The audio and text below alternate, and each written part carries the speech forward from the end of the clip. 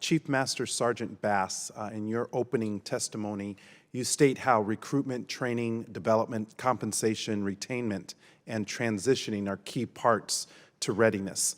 I agree with you.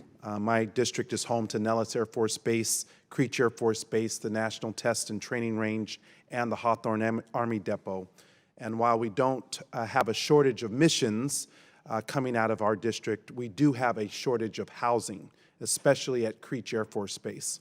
What was once a modest installation now hosts over 3,000 strong workforce, and it sustains around-the-clock overseas contingency operations against global terrorism. Currently, there is no on-base housing at Creech Air Force Base, and airmen who are stationed at Creech have to commute over 45 minutes to Nellis for basic needs such as housing, medical, and child care. So, Chief Master Sergeant Bass, I'm just curious when you were last at Nellis and Creech and what you think of the housing situation there, and are there any areas that you've identified as needing immediate attention?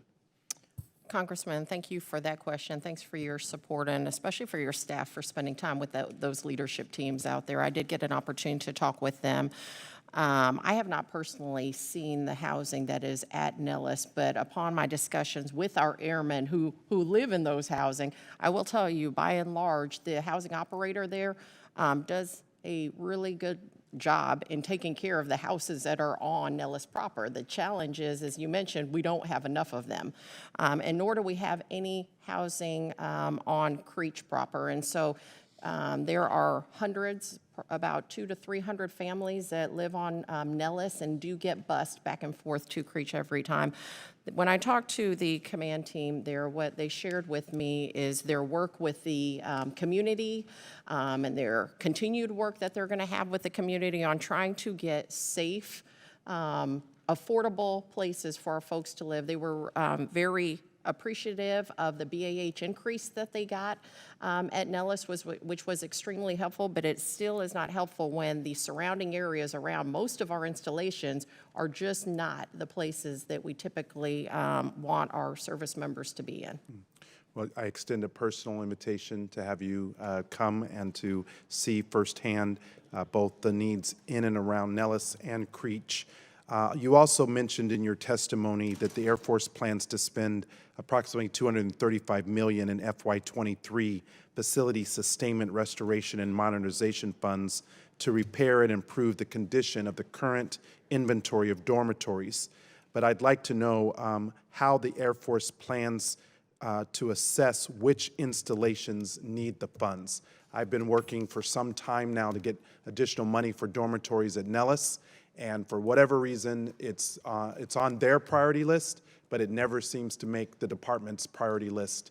And I vote for the funding, and it's not making it to the base and to the service members and their families in my district. Yes, sir. So as you mentioned, we have the majority of all that money is going toward dorm funding. And so we've got a dorm master plan across our United States Air Force where we prioritize that based on the facility conditions, forecasts, and really the needs of the installation, and the commanders do that. And so I will tell you that there are 2 dorms at Nellis that are on that prioritization list. We also have renovations that are going on in Nellis proper for fiscal year 23, and we look forward to those, but we are managing those, sir, based on the dorms. Well, I hope they stay on the priority list. Yes, sir. Thank you. Thank you.